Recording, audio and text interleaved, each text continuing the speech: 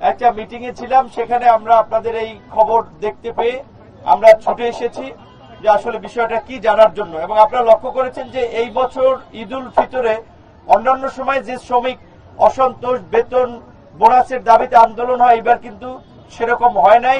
আমাদের মন্ত্রী মহোদয় সহ সরকারের অন্যান্য সংস্থাগুলোর যৌথ প্রচেষ্টায় সেটা সমাধান করা গেছে। তো আজকের এই নাসা গ্রুপের আপনারা জানেন যে অনেকগুলো মামলা মোকদ্দমা আছে, তারপরেও আমরা যেহেতু এসেছি, এটা আপনাদের জন্য একটা ভালো দিক যে মন্ত্রী পর্যায়ের হস্তক্ষেপ শুরু থেকে আছে।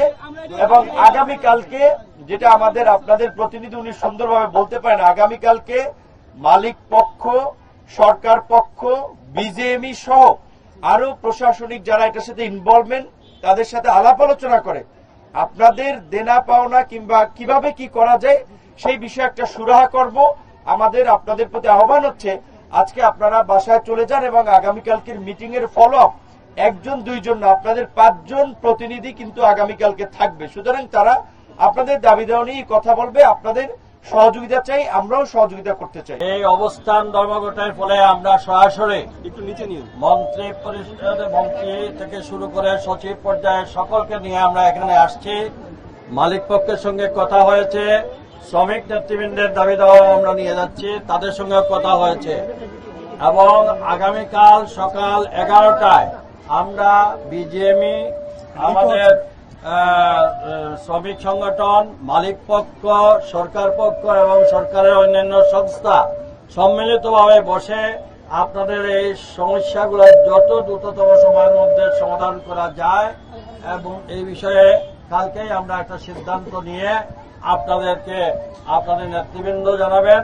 আশা করি আমরা এটা সমস্যার সমাধান করতে পারব এবং আপনারা সবাই চান এই ইন্ডাস্ট্রিটা চলুক, শ্রমিকরা কাজ বন্ধ হোক, সবাই চান। কিন্তু একটা বাস্তবতা বুঝতে হবে, এখানে কিছু মামলা মোকদ্দমা ইত্যাদি আছে। এর জন্য আমরা কিভাবে শ্রমিকদের কর্মসংস্থানও থাকে, আবার ইন্ডাস্ট্রিও চলে, আবার আমাদের এই আর্থিক যেগুলো আছে এগুলারও আমরা গ্র্যাজুয়ালি আমরা সমাধান করা যায়। এই সব বিষয়ে কালকে আলোচনা হবে।